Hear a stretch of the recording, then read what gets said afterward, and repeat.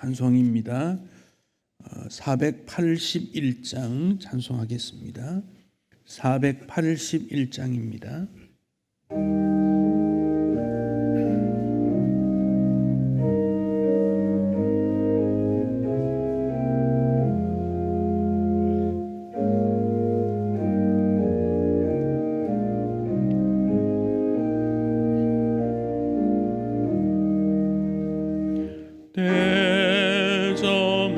대저물어서 날이 어두니 그 주여 나와 함께 하소서. 내 친구 나를 위로 못할 때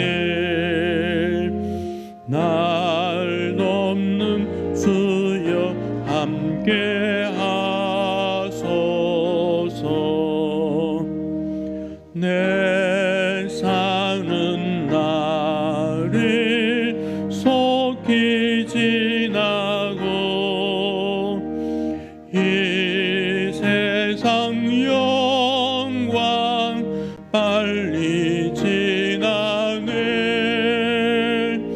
이 천지 만물 모두 변하나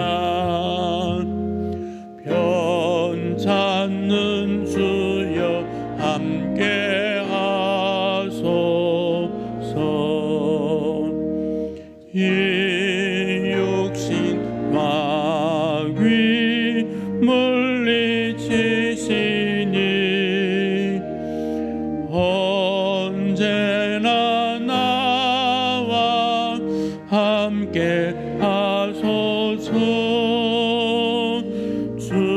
주같이 누가 보호하리까. 사랑의 주여 함께 하소서. 이 육신 죄에 눈을 감을 때 십자가 밝히 보여주소서. 내 모든 슬픔 위로하시고 생명의 주여 함께 하소. 1절입니다. 1절입니다. 대저물어서 날이 어두니 그 주여 나와 함께 하소서. 내 친구 나를 위로하시소.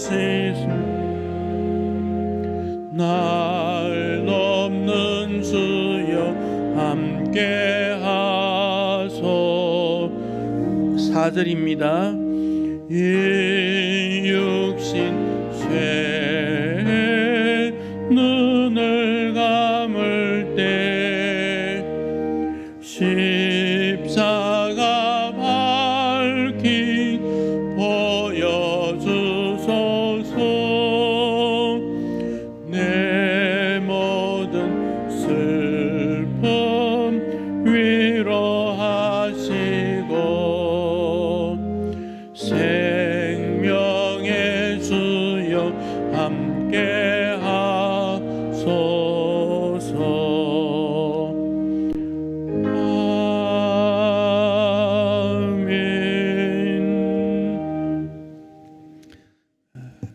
추석 잘 지내셨습니까? 여러 가지 분주했던 일들 다 잊어버리시고 예배의 마음으로 변환이 되어야 되겠습니다. 하나님 기뻐하시는 예배가 되기 원합니다. 조용한 기도로 주님 앞으로 나아가겠습니다.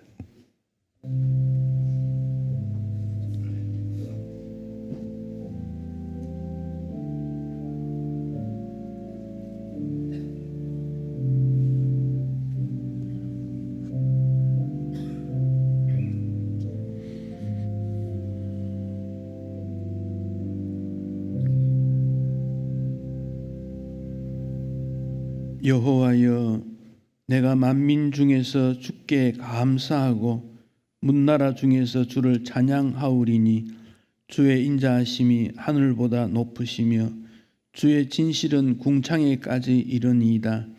하나님이여, 주는 하늘 위에 높이 들리시며 주의 영광이 온 땅에서 높임 받으시기를 원하나이다. 아멘.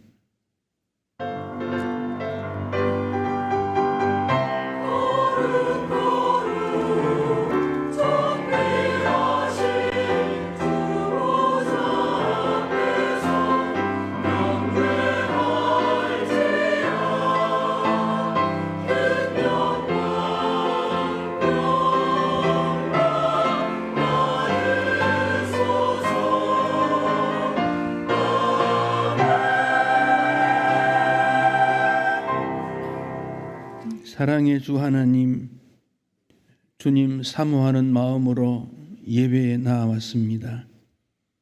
지난날 우리의 모습을 십자가 뒤에 감추어 주시고 하나님의 자녀로 부르셨으니 하나님의 자녀다운 예배자가 되게 하시고 하나님 앞에 기쁨으로 영광이 되게 하시고 하나님 받으시는 예배자가 되기를 우리를 인도하여 주옵소서.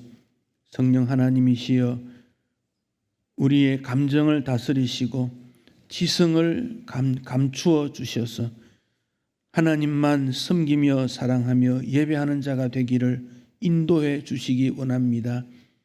하나님의 이끌림 받는 예배, 삼위 하나님 앞에 영광된 예배가 되기를 원합니다. 우리의 예배를 처음부터 마지막까지 흠량하시며 하늘의 은혜를 사모하는 주의 백성들에게 하늘 문을 여시고 이 시간 오늘 우리에게 필요한 은총을 가득 부어주시며 넘치게 하옵소서. 예수님 이름으로 기도하옵나이다. 아멘. 찬송 85장입니다.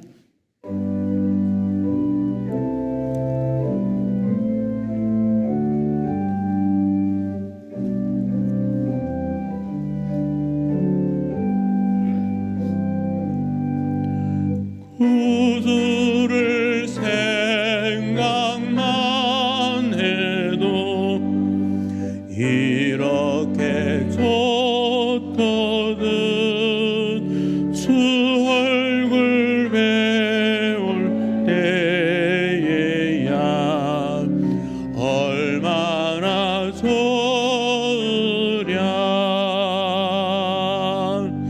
만민의 구주 예수의 귀하신 이름은 천지에 있는 이름 중 비할 데 없도다. 참 회개하는 자에게 소망이 되시고 구하고 찾는 자에게 기쁨이 되신다. 예수의 넓은 사랑을 어찌나 말하랴. 주 사랑받은 사람만 그 사랑 알도다. 사랑의 구주 예수여 내 기쁨 되시고 이제로부터 영원히 영광이 되소서.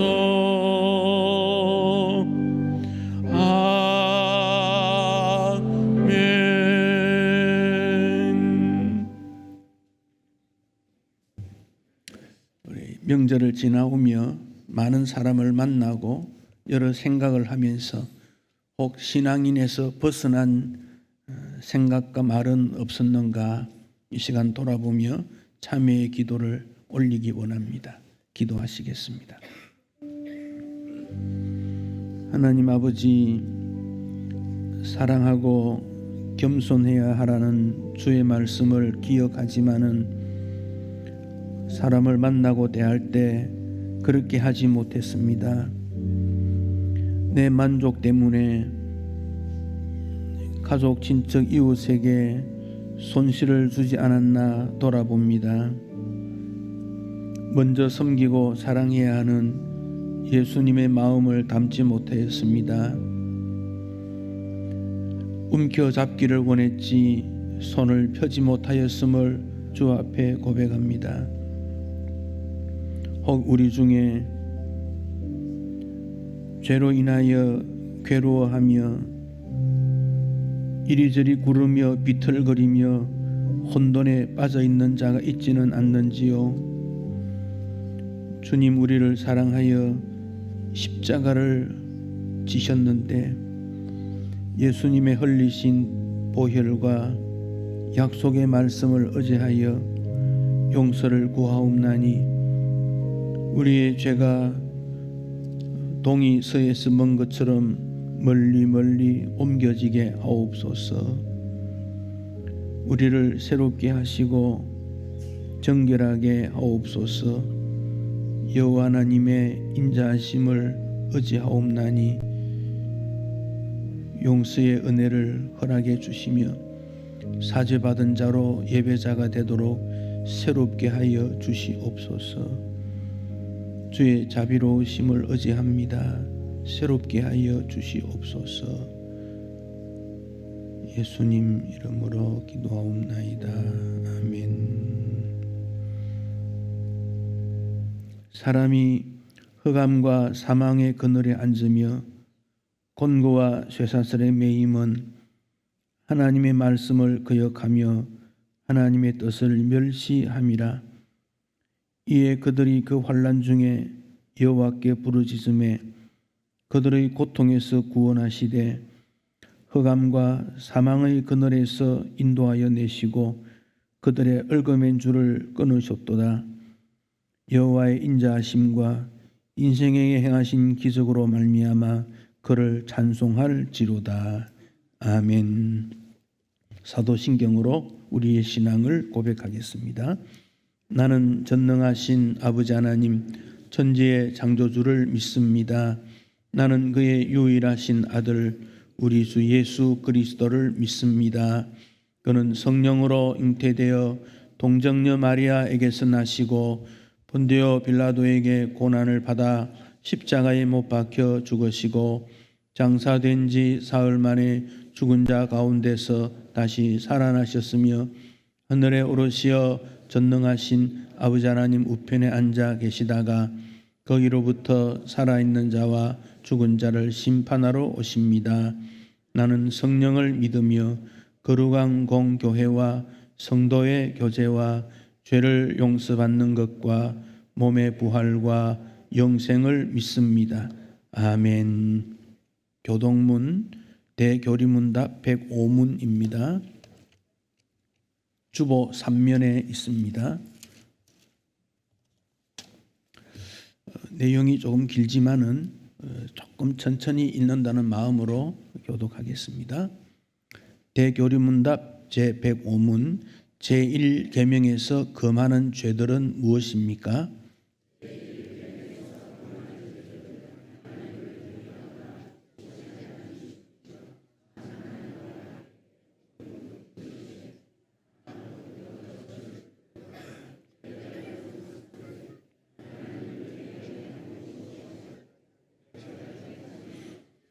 이 계명이 요구하는 바 하나님께 마땅히 드릴 것을 무엇이든지 제하거나 소홀히 하는 것, 하나님에 대한 무지, 망각, 오해, 그릇된 견해, 그분에 대한 무가치하고 악한 생각들, 그분의 비밀들을 불손한 호기심으로 캐내려는 것, 모든 신성모독, 하나님을 미워하는 것, 자기 사랑, 자아 추구, 우리 마음과 의지 혹은 정서를 과도하고 무절제하게 다른 것들에 두고 전적으로 혹은 부분적으로 하나님에게서 떠나게 하는 것, 헛된 맹신, 불신앙, 이단, 그릇된 믿음, 신뢰하지 않는 것, 절망, 완강함, 심판에 대한 무감각, 완악한 마음, 교만, 뻔뻔스러움, 육적 안전, 하나님을 시험하는 것, 불법적 수단을 사용하는 것, 인간적인 수단을 의뢰하는 것, 육적 즐거움과 기쁨, 부패하고 맹목적이며 무분별한 열심, 미지근함, 하나님의 일들에 대한 무감각, 하나님에게서 멀어짐과 배교, 성자들이나 천사들 혹은 다른 피조물들에게 기도하거나 종교적 경배를 드리는 것, 마귀의 계약 맺고 언론하는 것, 그의 제안에 귀를 기울이는 것, 인간을 우리의 믿음과 양심의 주로 삼는 것, 하나님과 그분의 명령을 가볍게 여기고 멸시하는 것, 하나님의 명령을 거역하고 근심하게 만드는 것, 하나님의 경륜들에 대한 불만을 품고 참지 못하는 것, 우리에게 임하는 재난들에 대하여 어리석게 하나님을 비난하는 것, 우리의 선함과 우리가 소유하고 있거나 혹은 할 수 있는 선행에 대한 찬사를 요행이나 우상들이나 우리 자신이나 혹은 다른 어떤 피조물에게 돌리는 것입니다. 아멘. 찬송 381장입니다.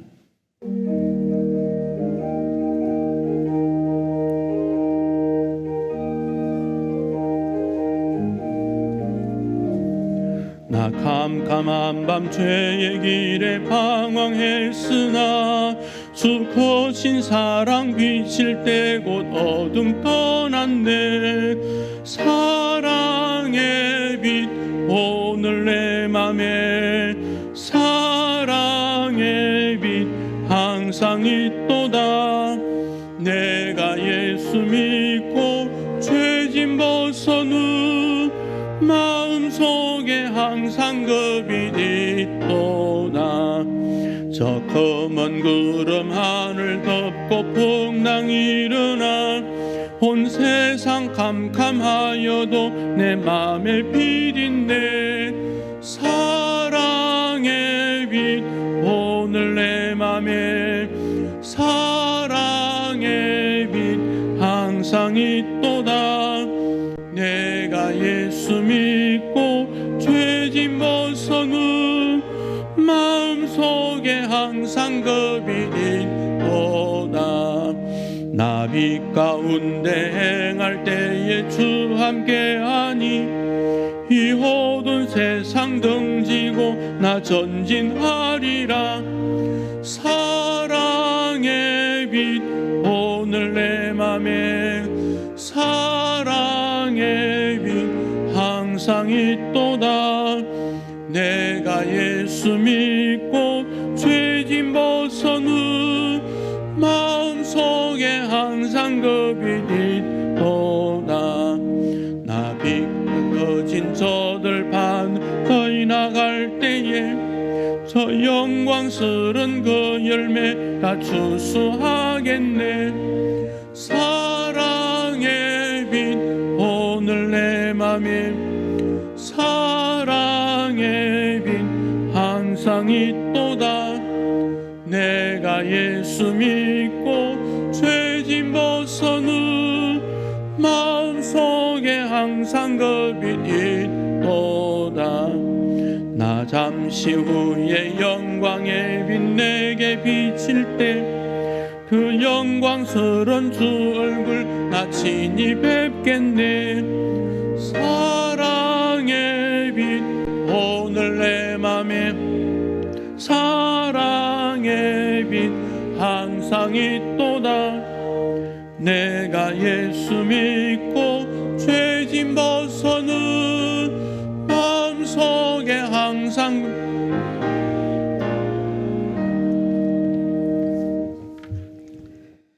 영원부터 영원까지 홀로 영광을 받으신 하나님 아버지, 오직 예수 그리스도를 믿음으로 구원을 허락하신 하나님의 은혜와 자비에 감사를 드립니다. 오늘 예배자로 모인 우리들의 모든 허물과 죄를 고백하오니 용서하여 주시옵소서.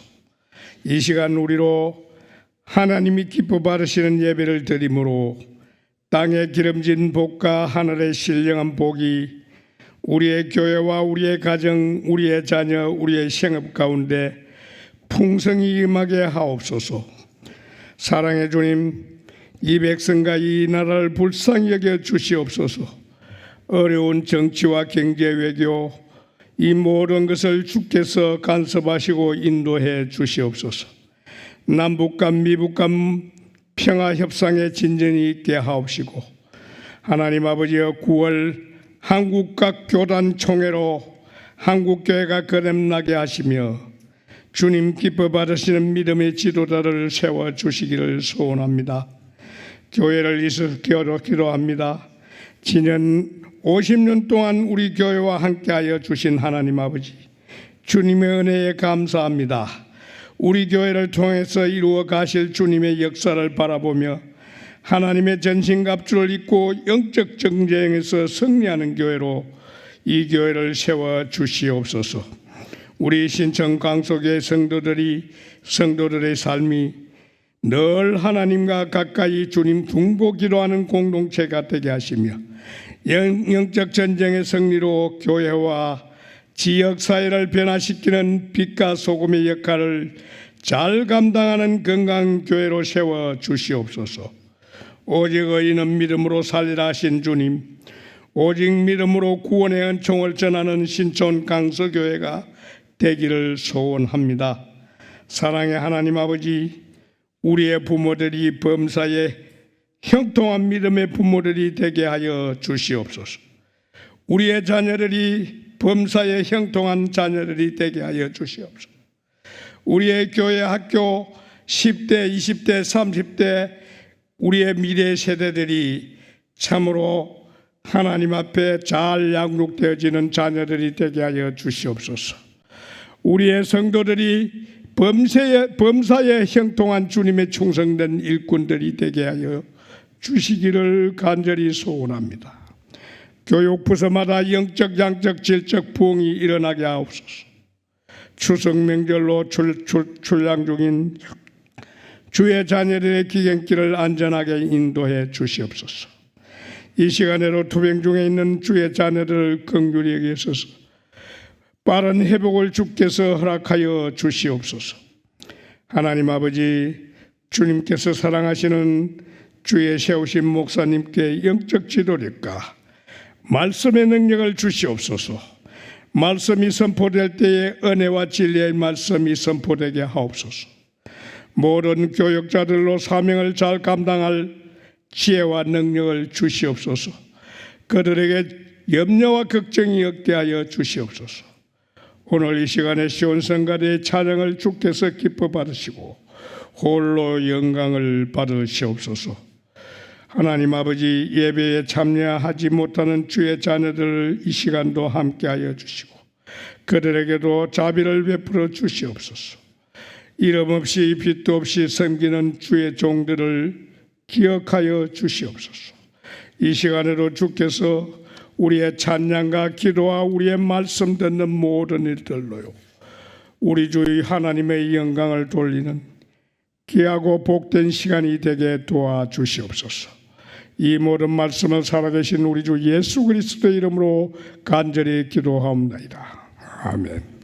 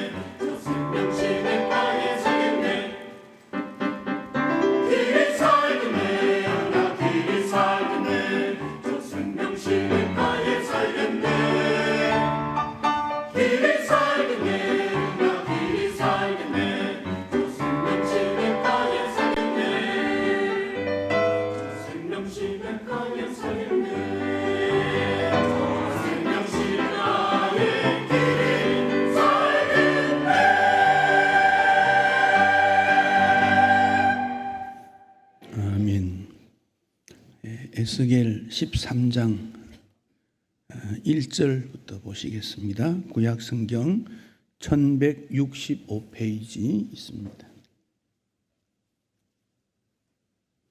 에스겔 13장, 오늘 설교의 본문은 에스겔 13장 전체입니다. 그 중에 우리가 1절에서 8절까지 교독하겠습니다.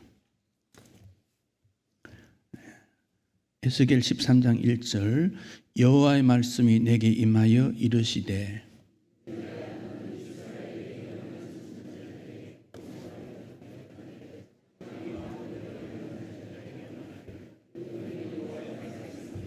주 여호와의 말씀에 본 것이 없이 자기 심령에 따라 예언하는 어리석은 선지자에게 화가 있을진저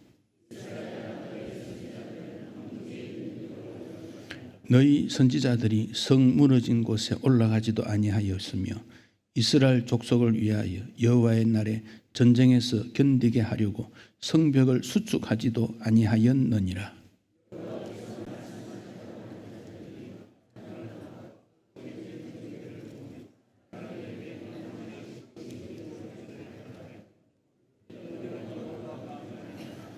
너희가 말하기를 여호와의 말씀이라 하여도 내가 말한 것이 아닌즉 어찌 허탄한 묵시를 보며 거짓된 점괘를 말한 것이 아니냐.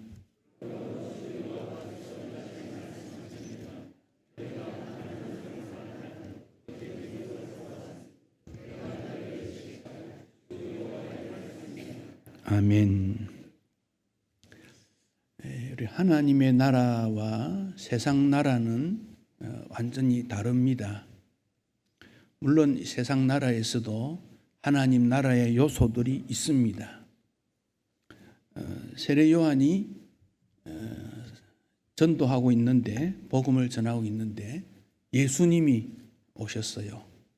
세례 요한이 예수님을 보고 은혜와 진리가 충만하더라. 우리 예수님께 은혜와 진리가 충만하더라. 하나님의 나라는 은혜의 나라, 진리의 나라입니다. 은혜와 진리, 이것을 바울은 로마서 14장에서 의, 기쁨, 그 마음에 있는 평강, 그런 말씀을 했어요. 그러니까 의로움, 거룩함, 진리 다 같은 거지요. 그것과 함께 은혜, 사랑, 평강, 위로, 이런 것, 이 두 가지가 하나님의 나라의 특징이다 그랬습니다. 거기에 비해서 세상 나라는 거짓이 너무 많다 하는 걸 알게 됩니다. 그러니까 신앙생활은 이 진리와 비진리의 싸움이고 참과 거짓의 싸움입니다. 여러분, 거짓과 진리가 우리 마음에 다 있어요. 우리 마음에 진리만 있는 게 아니에요. 거짓도 많이 있어요. 거짓과 진리가 내 마음에서 싸우고 있을 때 여러분 어느 쪽이 이기는가요? 진리가 이깁니까? 거짓이 이깁니까? 진리가 이기는 분은 참 그리스도인이에요. 그런데 우리는 거짓이 나를 지배할 때도 있어요. 진리가 지배할 때도 있고 거짓이 지배할 때가 있어요. 그래서 이 싸움에서 이겨야 돼요. 영적 싸움은 거짓과 진리, 진리와 거짓의 싸움이다 하는 것입니다. 우리가 살아가는 세상에 정치, 경제, 사회, 교육, 문화, 여러 분야가 있지 않습니까? 거기에도 보면 이 진리로 가야 되는데 진리로 가지 못하기 때문에 사람들이 어떻게 여깁니까? 분노하는 거예요. 또 어떤 직보다는 그 직을 맡은 사람이 정직해야 되겠는데 그렇지 못하니까 분노하는 거예요. 사실은 우리 자신이 정직하지 못함에 자기 자신에 대해서 우리가 분노할 수 있어야 되는데 자신에 대해서는 싹 감추고 다른 사람의 거짓, 다른 사람의 비진리, 다른 사람이 잘못하는 것에만 자꾸 화살을 날리지 않습니까? 그래서 우리는 자기 자신에게도 나의 잘못, 거짓은 없는가 점검해 보아야 돼요. 왜 사람이 이 거짓에 속을까요? 세상에 속는 것은 그럴 수 있다 생각하는데 영적으로도 속이는 게 있다는 거지요. 그것을 성경에서는 거짓 선지자들이라 그리 말했어요. 미혹하는 일이 있고 거짓 영적 지도자가 있다 하는 것이지요. 왜 그런 일이 일어나느냐? 우리는 이 진리의 세계, 영적 세계를 잘 모르기 때문에 그래요. 신앙생활은 육보다는 영 쪽으로 기울어지지요. 사람의 영과 육을 딱 나누기가 어려워요. 사람이 내 영이 따로 있고 육이 따로 있고 그렇지 않잖아요. 사람이라고 그러면 영혼과 육체가 하나가 된 것이지요. 이것을 조금 설명하기 위해서 구분하니까 영혼, 육체 이렇게 나누는 거지요. 또 영혼도 또 나누어서 영혼 이렇게 또 나누어요. 그래서 성경에 보면 사람이라고 할 때는 한 존재를 말해요. 이 사람을 둘로 나누면 영혼과 육체 이분법으로 나누어요. 또 좀 더 나누면 영, 혼, 육체 3분법으로 나누어요. 신학적으로 이런 교파에서는 주장이 조금씩 달라요. 사람이 하나님의 형상대로 지음받았다. 그 형상이라고 말을 할 때는 영혼에 관한 부분이지요. 하나님이 사람처럼 눈, 코 있고 이런 건 아니잖아요. 영이시니까. 그렇죠? 근데 사람을 눈에 보이는 존재로 자꾸 만들려고 하는 것은 잘못된 내용이에요. 하나님은 눈에 보이지 않아요. 그래서 하나님이 아버지가 있고 어머니가 있고 그렇지 않아요. 하나님을 아버지라 부르는 것은 하나님과 우리 사이의 인격적 관계를 설명하는 거지요. 관계를 설명하는 것이지 하나님이 남성이다, 아니다, 하나님 어머니다, 여성이다, 그건 잘못된 주장입니다. 그런 주장은 잘못되었습니다. 또 어떤 주장은 이런 게 있어요. 영은 타락하지 않았는데 혼이 타락된 거다. 그래서 이 영이 하나님을 알아본다, 하나님과 대화한다. 그것도 잘못된 거예요. 영도 혼도 사람은 완전 타락된 존재, 전적 타락입니다. 육체만 타락이 아니라 영혼 혹은 영혼 전부 전적 타락이다. 그 점을 알게 됩니다. 그런데 사람이 타락되기 이전에 창조된 그 상태에서 사람에게 하나님을 알만한 것을 이미 주셨다 그랬어요. 칼빈은 그것을 종교의 씨앗이다 그리 말해요. 그렇기 때문에 우리가 하나님을 알아보는 것이지요. 하나님을 알만한 것을 준 것을 우리는 양심 혹은 본성 그렇게 말해요. 그래서 이 양심도 타락한 양심, 타락한 본성은 하나님 말씀 들어도 반응이 일어나지 않습니다. 죄로 말미암아 전적으로 타락한 인간, 그는 하나님과 교제를 할 수가 없습니다. 그러나 하나님을 알만한 것을 마음에 심어 두었기 때문에 심판의 날에 하나님을 모른다고 핑계하지 못한다. 그렇게 말씀을 했습니다. 이런 타락한 인생을 하나님께서 구원하시려고 예수님을 이 땅에 보내어 주셨고, 예수님을 나의 구주로 믿음으로 구원받는다고 말하고, 그 예수님을 믿게 된 것을 우리는 하나님의 은혜를 입은 거다 그리 말합니다. 그러니까 우리가 예수 믿는 것은 전적으로 하나님의 은혜고, 그 하나님의 은혜로 성령이 우리에게 임하심으로 성령으로 말미암아 타락한 양심이 치유되고 회복되어 가는 겁니다. 청교도들은 이 양심에 대해서 굉장히 연구를 많이 하고, 하나님의 말씀이 전달하는 사람의 기관이 양심이다. 그래서 이 양심을 어떻게 하면 깨끗하게 할까?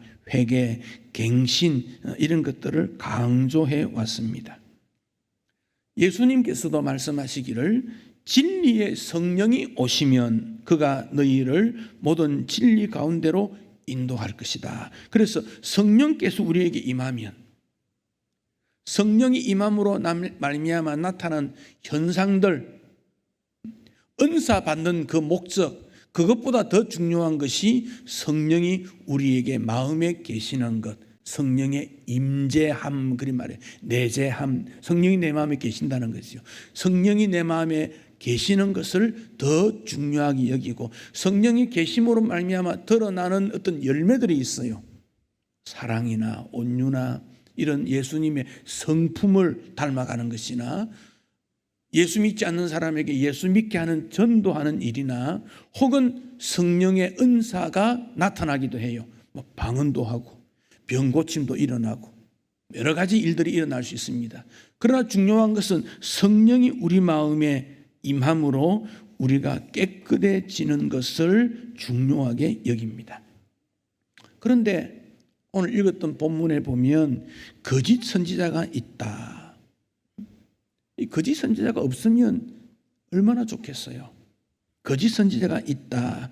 예수님께서는 이 거짓 선지자는 열매를 보고 알 수 있다, 그리 말씀했어요.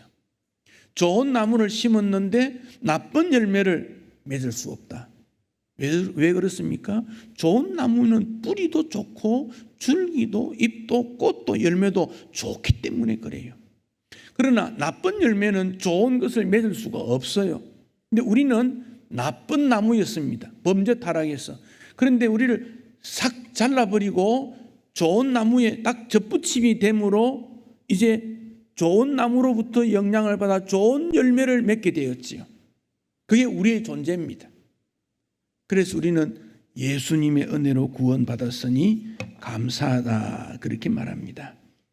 그러나 마지막 시대에 거짓 선지자가 나타나니 예수님께서는 제자들에게 경고하셨습니다. 마태 24장 24절, 그리스도가 여기 있다 저기 있다 해도 믿지 말라. 거짓 그리스도들과 거짓 선지자들이 일어나 큰 표적과 기사를 보여 할 수만 있으면 택하신 자들도 미혹하리라. 거짓 그리스도들, 거짓 선지자들이 큰 표적과 기사도 보인다. 이적을 일으킨다는 거지. 그러나 그들이 무엇을 믿느냐, 그들의 그런 이적의 결과로 하나님 앞에 영광이 되느냐, 그것을 통해서 가짜인지 진짜인지 분별할 수 있는 것이죠. 베드로는 베드로서 2장 1절에서 그러나 백성 가운데 거짓 선지자들이 일어났나니 너희 중에도 거짓 선생들이 있으리라. 너희 중에도 거짓 선생들이 있다. 너희 중에도, 이 말씀은 오늘 말로 표현하면 교회도 그런 말이에요. 그러니까 사이비 이단이 교회라는 이름으로 얼마나 많이 나왔는지 몰라요. 우리나라뿐 아니라 세계적인 현상입니다. 그들은 멸망하게 될 이단을 가만히 꺼려들여 자기들을 사신 주를 부인하고 임박한 멸망을 스스로 취하는 자들이다. 교회 안에도 있다. 그 이단을 꺼려들이는 사람도 있다. 자기 주장을 펼치기 위해 교회 안으로 밀고 들어오고 그들과 함께 모임을 해서 교회를 뒤집어 버리고 혼란을 만들고 믿는 사람을 넘어뜨리게 하는 일들이 있으므로 조심해라. 사실 교회 안에서 우리가 의심을 가지는 것은 유익되지가 않지요. 그러나 이런 의심하는 일이 일어나야 되는 세상이 되었으니 참 안타깝습니다. 여러분, 부모가 자녀를 보면서 아이고 저는 또 죄진 거 아닌가, 잘못한 거 아닌가, 이런 눈초리로 자식을 본다면 그 자식이 사랑스럽겠습니까? 자식이 잘못해도 부모는 그래도 내 자식이야, 언젠가 바르게 될 거야, 바르게 되기를 소원해. 그게 부모의 마음 아닙니까? 그러니까 의심하는 일이 교회에 일어나면 안 되는데 거짓 선지자들로 말미암아 교회가 혼란하게 되었으니 우리는 이런 일에 대해서도 의심하지 않으면서 불쌍히 여기는 그런 마음을 어떻게 유지하고 간직할까 하는 것이 사명입니다. 그럼 어떻게 구분됩니까? 열매를 통해서. 열매가 무엇입니까? 행위입니다. 행위.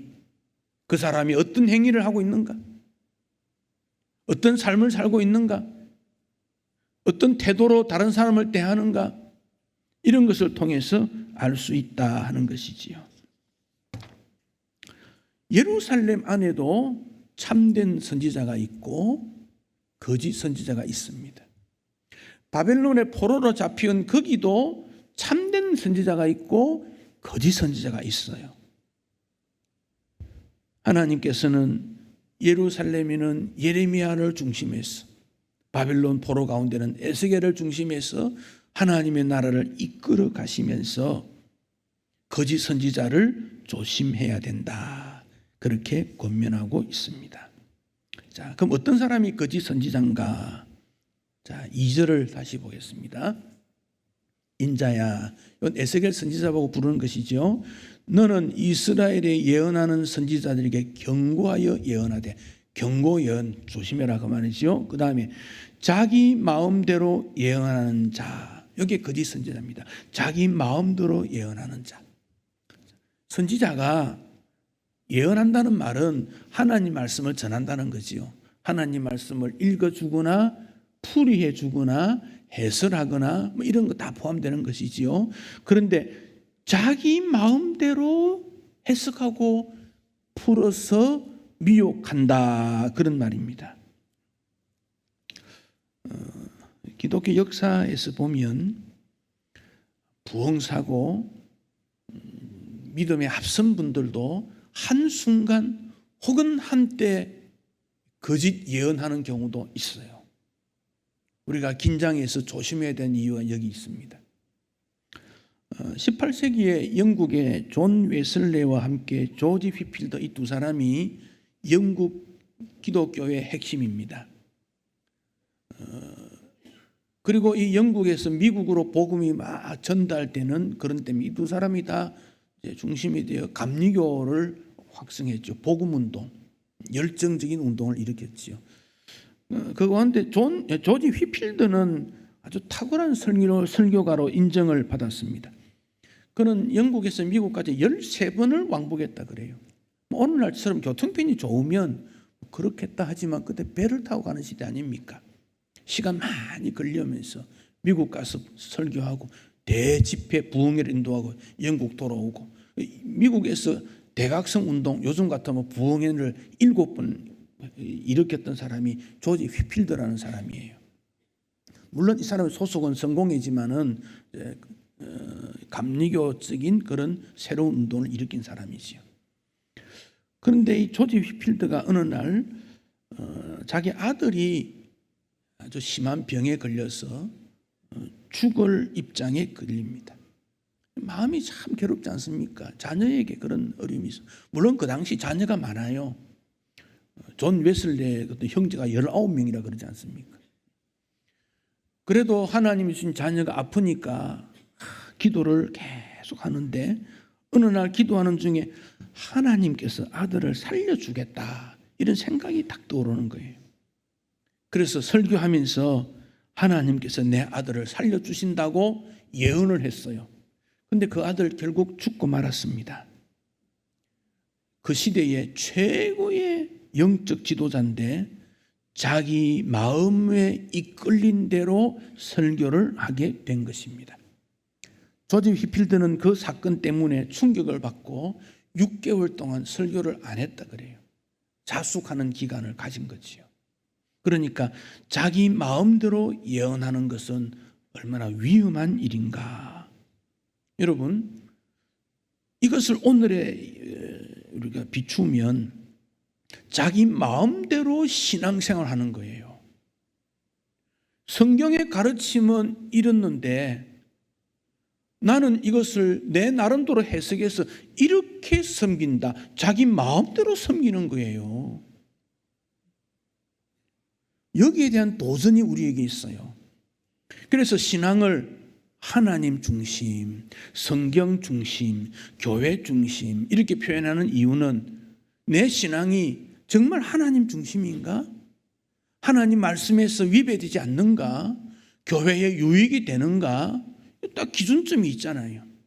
그런데 이 신앙생활을 하나님보다는 내가 중심이 되고 성경보다는 내가 중심이 되고 교회보다는 내가 유익한 대로 신앙생활을 한다는 것은 참 신자라고 말하기 어려워요. 우리에게 100% 참 신자가 될 수는 없어요. 그러나 내가 판단해 볼 때 나는 한 70점쯤 줄 수 있겠다 생각하면 80점 받도록 도전해야 되고 90점 된다 그러면 100점 받도록 도전을 해야지 내 신앙에 그대로 멈춰 있는 것은 아무런 유익이 되지 않아요. 나무가 보기 좋은데 작년에도 올해도 나무 줄기, 잎, 꽃이 똑같다면 지루하지 않겠어요? 잎이 떨어지고 새싹이 나고 꽃이 피고 더 많이 피고 열매가 더 많이 맺고 그게 나무지요. 살아있는 것 아닙니까? 우리가 주 앞에 살아있다는 말은 항상 변화를 시도하는 거지요. 자기 마음대로 예언한다. 이 거짓이면 그럼 어떻게 예언해야 됩니까? 하나님이 나에게 교훈한 대로 예언하고 하나님이 주시는 말씀을 기초해서 신앙생활을 해야죠. 어떤 성도에게 물어보면 그래요. 간섭하지 말라고. 나 믿음 생활 잘한다고. 뭘 잘하는데요? 자기 신앙이지. 자기가 중심이 돼 세운 기준으로 살아가는 것이지 성경 중심이 아니지요. 우리가 주님과 주님의 뜻에 합당한 신앙생활을 하려면 그래서 성경 읽는 거예요. 한글을 몰라서 침에 들지 않아서 그래서 성경 읽는 게 아닙니다. 하나님과 친밀한 교제를 위해서 성경을 읽고 기도하고 기독교 서적도 가까이 하고 찬양도 부르고 묵상도 하고 자연 속에 하나님을 만나보고 요즘 방송 매체 속에서 나타나는 많은 것들을 들으면서 분별을 가지고 저 말씀 옳구나 그래야지 저건 좀 이상해 그러면 안 되겠어 그렇게 하는 거 아니겠습니까?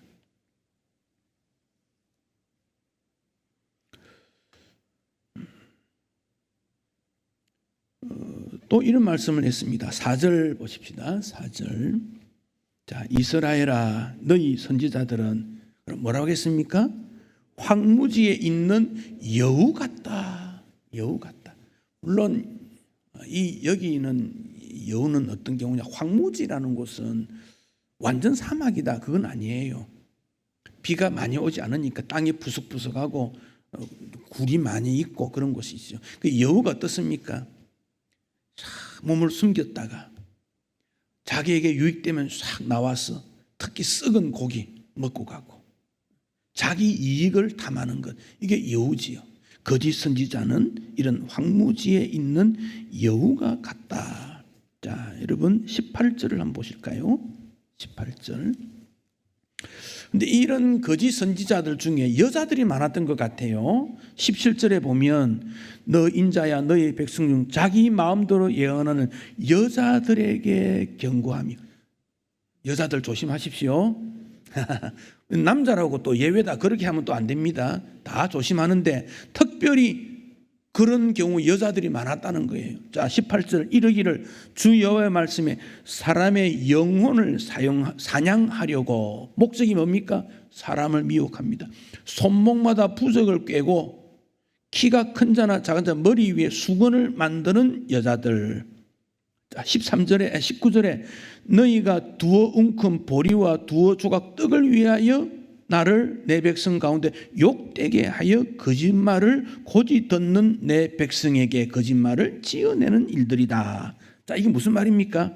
자, 손목에 수건을 이렇게 맸다 그지요? 맸는데 그 수건에 뭐 하냐면 글을 써놨어. 글. 뭐지요? 부적이라 부적. 머리에 썼다는 거지요. 수건에다가 부적을 써서 머리에 썼다 그런 말이에요. 그리고 19절에 보면 보리 조각을 이렇게 손으로 쥐어가지고 책상 위에 쫙 뿌리면서 점치는 일들이 있지요. 이런 것들이 오늘날만 있는 것이 이 당시에도 있었다 그런 말이에요. 이게 뭐 오래된 역사지요. 이거 보면 오직 자기 생존과 자기 이익에만 관심을 두고 마술적 부적으로 무슨 의미인지도 모르면서 이것을 가지고 있으면 잘 된다. 이것 글 쓴 거 가지고 머리에 수건으로 두르면 편안해진다. 손수건에 걸어서 머리빼기 밑에 넣어놓으면 잘 된다.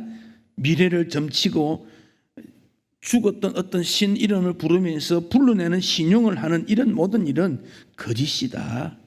거짓이다. 그런 말씀입니다. 목적이 무엇입니까? 자기 이익을 위해서 그런 말입니다.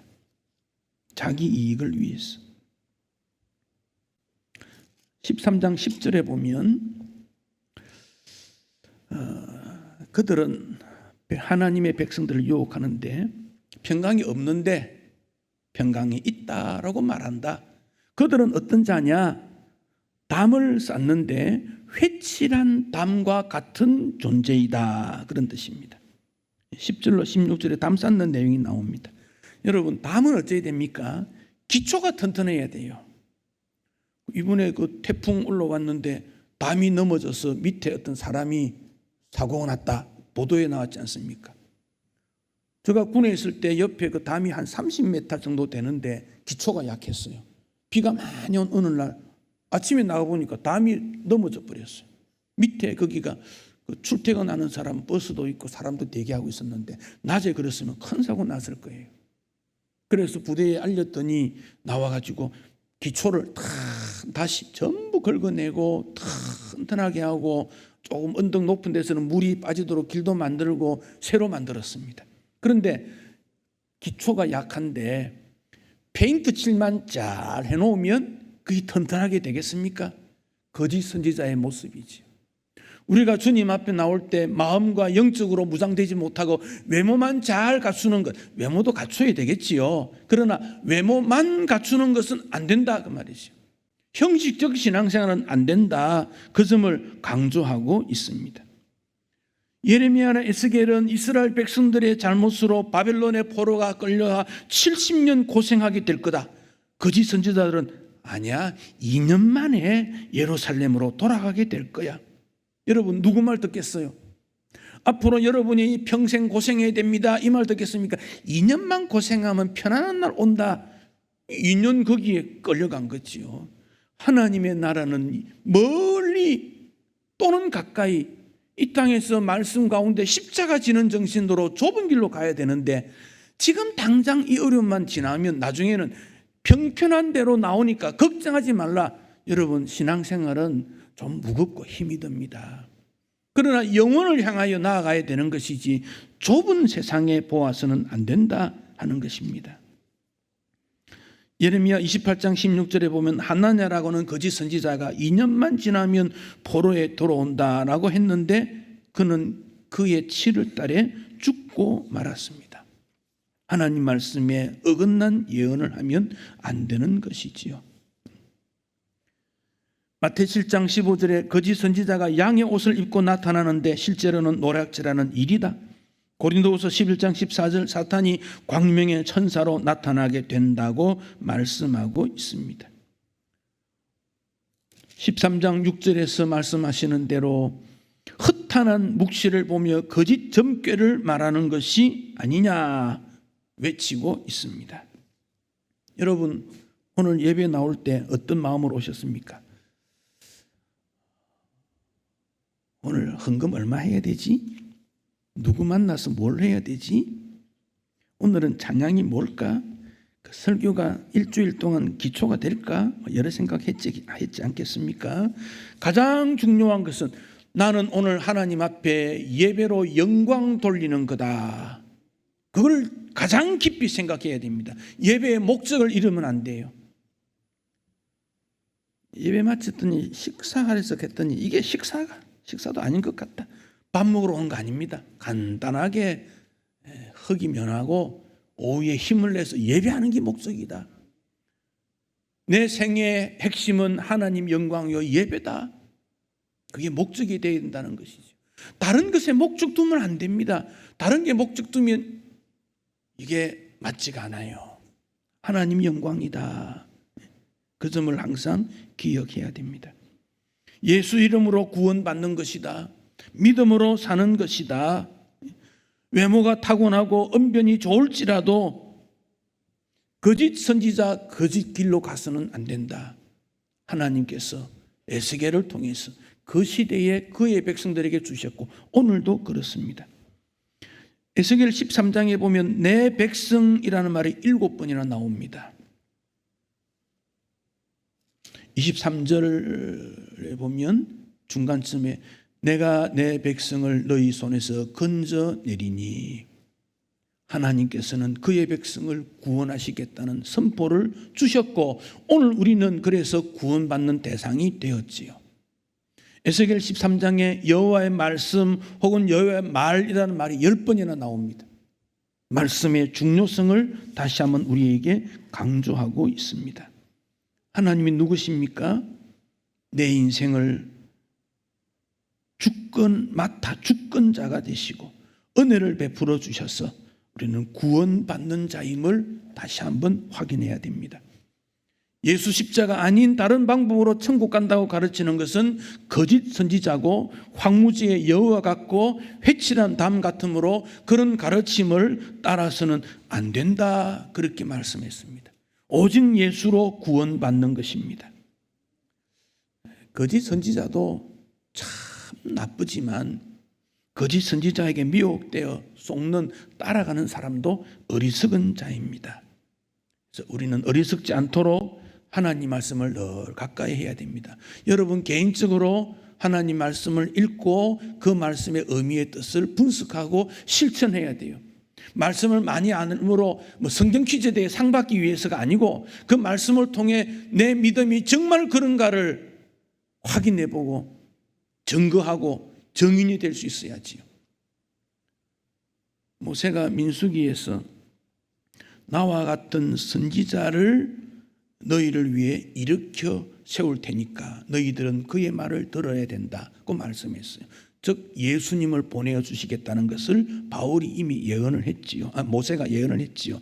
그런데 이 말씀은 스데반이 순교하기 직전에 하나님께서 모세가 나와 같은 말을 했으니까 모세와 같은 선지자를 일으키는데 그가 예수다. 그것 때문에 스데반이 죽은 거 아닙니까? 돌에 맞아 죽었지 않습니까? 너희들이 십자가에 못 박은 예수, 그가 그리스도다, 메시아다, 그거 정인하다가 죽은 사람 아닙니까?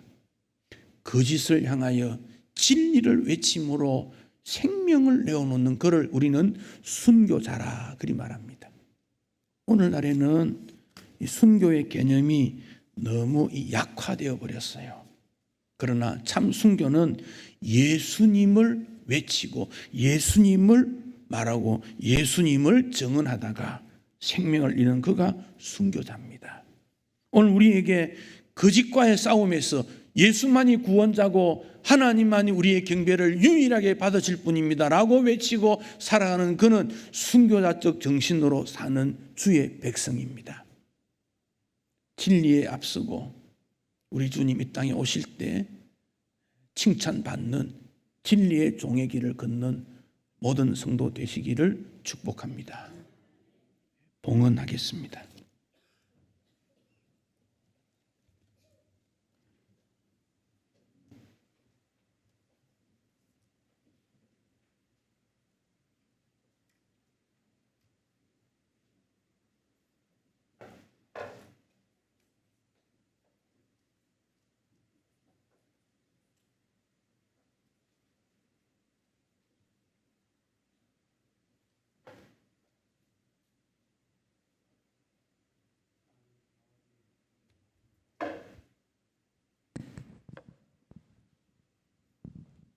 오늘도 이렇게 저희들의 구원과 하나님의 살아계심과 진리를 선포하셔서 그래도 이 험악한 세상에서 주님을 따라갈 수 있도록 섬길 수 있도록 은혜를 내려주셔서 참 감사합니다. 어리석고 힘없고 부족하고 지혜도 없는 저희들이지만은 그래도 하나님께서 가까이 하여 주시고 늘 말씀하여 주시고 성령으로서 또한 인치해 주심을 감사를 드립니다. 적극적인 신앙과 담대한 믿음으로 이 진리에 굳게 서서 살아갈 수 있도록 우리 신촌 강서구의 모든 형제들에게 은혜를 내려주시기를 원합니다. 진리를 알지니 진리가 너희를 자유케 한다고 말씀하여 주셨나이다. 아직도 저희들에게는 자유스럽지 못하고 확실하지 못한, 뚜렷하지 못한 신앙들이 많이 있습니다. 곳곳에서 무엇이 있나 저희들이 심령과 영혼을 깊게 살펴보고 틀린 점, 잘못된 점, 부족한 점, 연약한 점 주님께 고백하고 이 진리의 말씀이 마지막 날에 너희를 심판한다고 말씀하여 주셨사오니 진리의 말씀으로 확실함을 알고 깨달아서 믿음 안에 굳건히 설 수 있는 신촌 강석회대로 은혜를 베풀어 주옵소서. 오늘도 우리의 죄와 허물을 위하여 이 땅에 오신 우리 주님께 영광을 돌립니다. 귀한 은혜를 주셔서 감사를 드립니다. 하나님 아버지, 이 시간은 또한 하나님께 믿음으로써 또한 실제적인 하나님께 대한 사랑으로서 이 예물을 드립니다.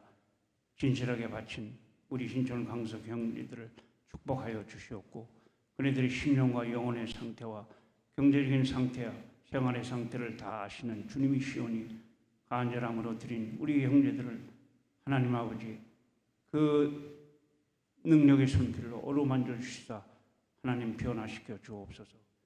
우리를 죄에서 구원하여 주신 진실하신 예수 그리스도 이름 믿고 간절히 기도드리옵나이다. 아멘. 595장 찬송하겠습니다.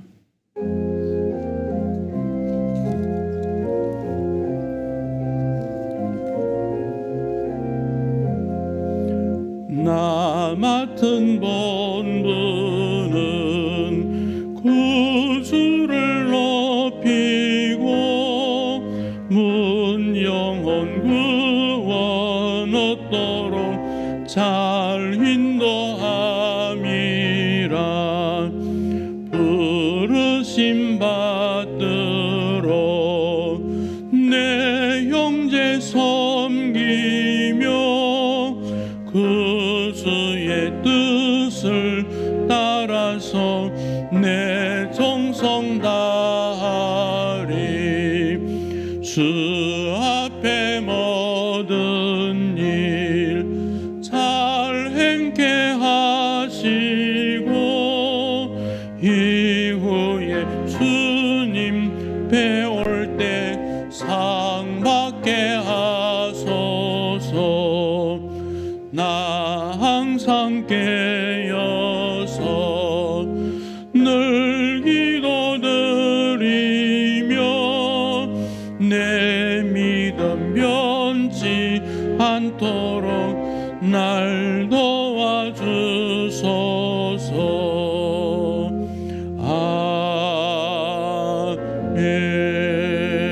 아멘. 우리를 구원하신 예수 그리스도의 은혜와 하나님 아버지의 변함없으신 사랑과 성령의 교통 인도하심이 오직 하나님, 오직 말씀, 오직 교회 중심으로 살기를 다짐하는 주의 백성들에게 항상 함께 있을지어다. 아멘.